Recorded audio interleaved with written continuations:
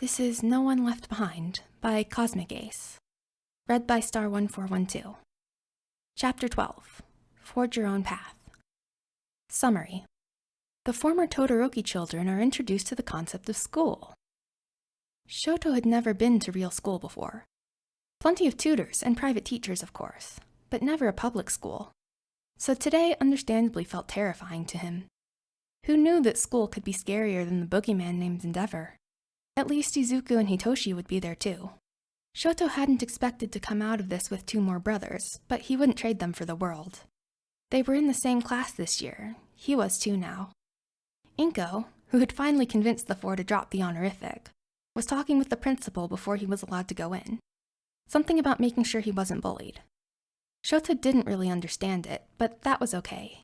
He trusted all of the Midoriyas. He guessed that he and his siblings were included under that name now. She left him in the hands of an older kid that walked into class. Shoto didn't speak a word, clutching his backpack tightly. All of this was foreign to him. The hallways, the upperclassmen, the many classrooms, everything. He didn't like that nothing made sense here yet. Maybe he could get Izuku to explain it.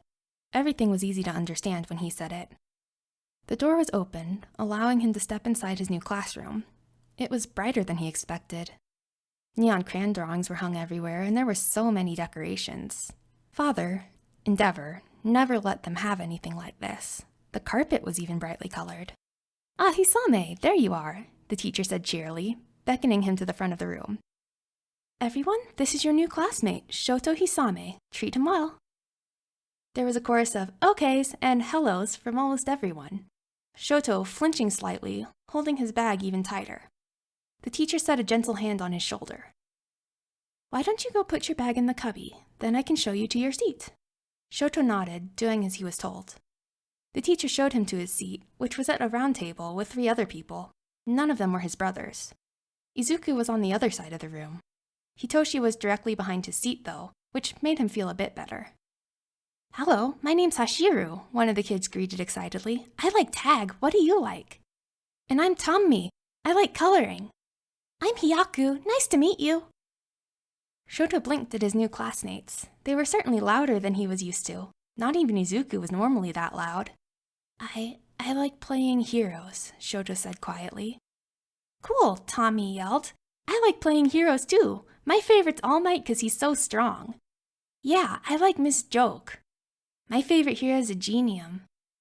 Shoto nodded along. He knew who those heroes were, thanks to Izuku and Hitoshi. So far, his favorite was Ryuku. He said as much to his tablemates. They gave similar reactions of enthusiasm. Maybe school wouldn't be so bad. Lunchtime was new. Shoto had never had a lunchtime that he was outside. Before, it had been schoolwork, and only schoolwork until he was finished. But this school was fun. He even got to color something. It was him and everyone in his now significantly bigger family. The teacher told him he did a good job. At lunch, they all took their lunch boxes outside to eat. Shoto hung back for a minute to avoid the crowd. He was one of the last out the door. Shoto immediately spotted his new brothers under a tree. They had told him to meet there if he got put at a different table in class. He was just happy he could talk with them now. "Hey, Hisame!" Shoto turned, seeing his tablemates standing a few feet from him. They all looked on in some variation of disgust or fear. "Why are you going over there? That's where the freaks sit."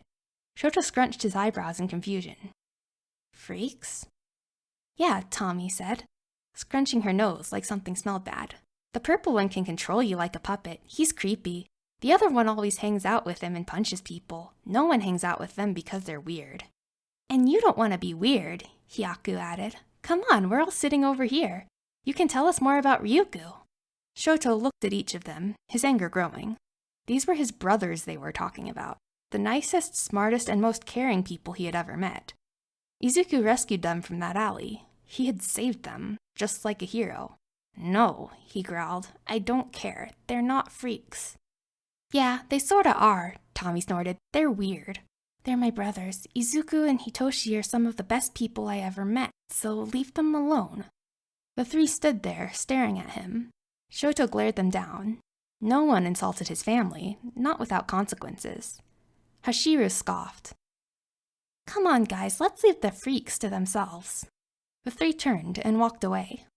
Shoto felt nothing at all for them. Not when he already had Izuku and Hitoshi waiting for him. That was already 2 more friends than he ever expected to have. The former number being 1, it was a step up. He ate lunch with his brothers, laughing and smiling. The rest of the class mostly avoided him after that. A bully learned not to mess with him the hard way. Izuku punched him before Shoto could freeze him to the ground. Shoto decided school might actually be fun after all. Natsuo was so excited. He finally got to go to a real school. Toya and Fumi were the only ones who had gone to an actual one before, even if it was only for a little while, but they had told him what to expect. It sounded fun, especially PE. Natsuo couldn't wait for PE. Getting an entire hour just to run around? Sign him up. His class was nice too. He didn't know anyone yet, but that would change soon. His family said he was good at making friends. It was weird, not having any of his siblings around to help him with things. More than once he had turned in his seat to ask Yumi to help, only to find she wasn't there. Right, her and Toya were at their own school. Not a big deal, it was okay. There were other people that could help with it, until he got home at least. Everything was sorta easy too. He learned it a while ago from their private teachers and Inko. Natsuo still had a bit of trouble though. He was the type of person to throw something out of his mind as soon as he didn't need it anymore. In this case, it included math. At least it wasn't too hard. Lunch came soon enough. He didn't get to see Shoto, Hitoshi, or Izuku since they weren't 6th graders like him. Natsuo didn't see any scorch marks or chunks of ice though, so he guessed their own lunch went all right. Natsuo was bored though. He didn't have anyone to sit with, and he was already done eating anyway. Staring at the sky was boring too. Then he remembered the soccer balls that he saw somewhere when he first walked out. He immediately raced back to find them. Maybe he could practice the move Hisashi had showed him. The sports equipment was just sitting by the door, so Natsuo scooped up a ball and ran to the small field where he'd been sitting. There weren't many people over there. At least this way he wouldn't hit someone in the face with his playing. Again. He started to copy the moves Hisashi had showed him, stuff like picking up the ball with your feet and bouncing it on your knee. Natsuo tuned everything else out as he focused on what he was doing. Only when he heard cheering did he notice that there were people watching. He stopped, whipping around to the small crowd that had gathered to watch. Well, 5 people, but that was still a small crowd. "That was awesome, dude," one of them yelled, running over. "Can you show me how to do that?" Yeah, sure. There's some more soccer balls by the door if you guys want to grab one." Natsuo smiled as all 5 returned, eagerly waiting for him to teach them. It was really cool. School was turning out to be really fun after all. Fumi hated school. She hated it with a burning passion. It was ironic, considering her twin's quirk. The place was always too loud, though. Full of too many people, only wanting to be friends because of their dad. Homework sucked, and boys were too rowdy. But that was before. Maybe this one would be better. It was smaller, less prestigious. No snobby rich kids around every corner. Probably. Fumi hadn't actually been in class yet. Hisashi was finishing up signing everything with the principal. Toya and her were sitting in the hallway for the time being. His hand was cold in hers, a side effect of being built for an ice quirk. Hers was no doubt warm in his. "Think we'll be in the same class?" he asked quietly, so it didn't echo down the empty hallway. "Hopefully. If we aren't, then we'll just see each other at lunch." Yeah, one class probably couldn't handle both of us anyway. Fumi chuckled at her twin's antics. They'd be okay, she knew that. So why did it feel like they were being shoved into the lion's den? Hisashi came out a minute later, the principal behind him. The man smiled at them comfortably. "You two ready?" Both of them nodded and wordlessly got to their feet, letting go of the other's hand. Hisashi stepped closer to envelop the 2 of them in a hug. He was warm. Not overpowering, like Endeavor. No, Hisashi was more like a blanket than a forest fire. "You're going to do fine, okay? You know the way home. Just be back before it gets dark." Hisashi lowered his voice enough so the principal couldn't hear. "If anyone mentions you know who, you have my full permission to punch them in the face. No quirks though, understand? You can't get in as much legal trouble if you only use fists."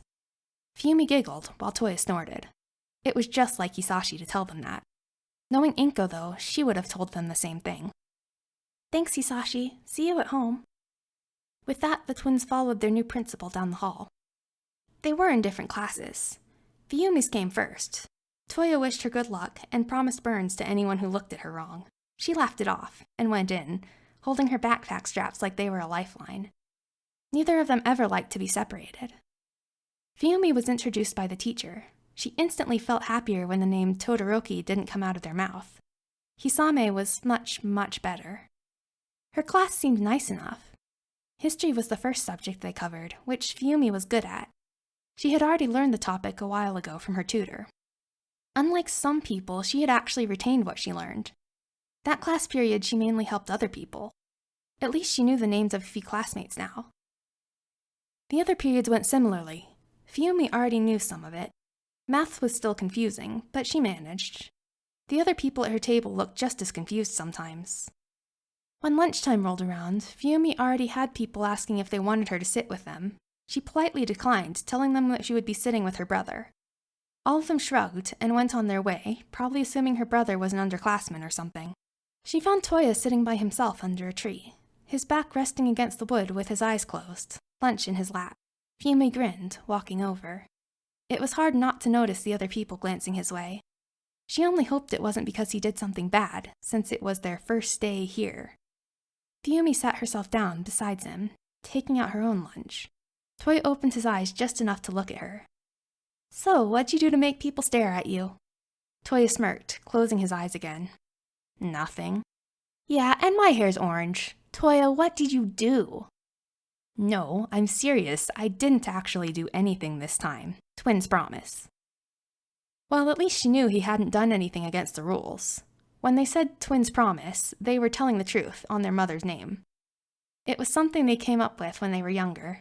Neither of them would ever go against Mother, especially after she was taken away.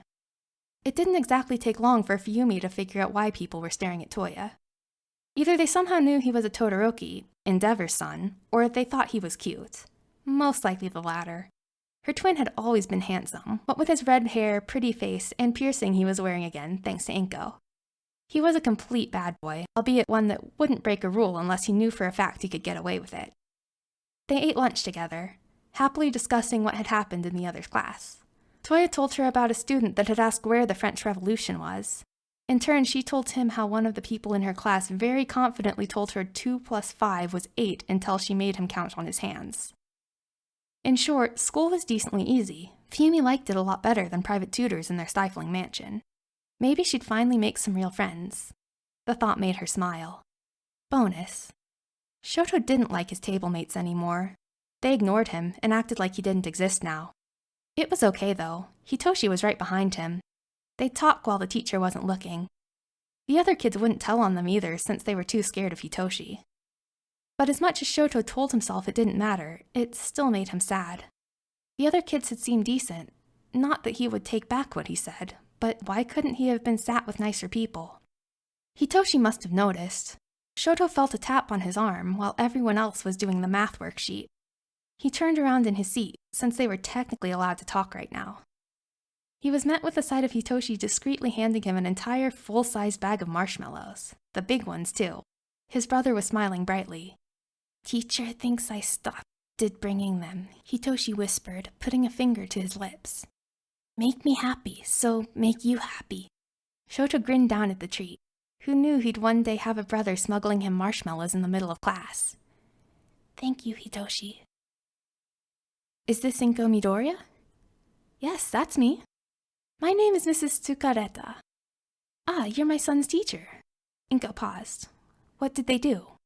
Mrs. Tsukareta sighed loudly. "Your son, Shoto Hisame, was found with a half-empty bag of marshmallows. I suspect Hitoshi gave them to him, but neither are saying anything. Izuku apparently doesn't know anything. Could you please stop them? This was enough of a problem last year, with Mrs. Toko." Inko stifled her laughter away from the speaker. Because of course Hitoshi would bring marshmallows to give to Shoto. Whenever he noticed anyone feeling bad, his immediate reaction was to give them something that made him happy. Given, a child giving you a marshmallow with a very serious face made it extremely hard to be sad. She normally would have wondered why the teacher sounded so tired, but Inko knew why. Her boys were a handful. Mrs. Tsukareta's work was also something sleep-related, if she remembers Izuku's ramblings correctly.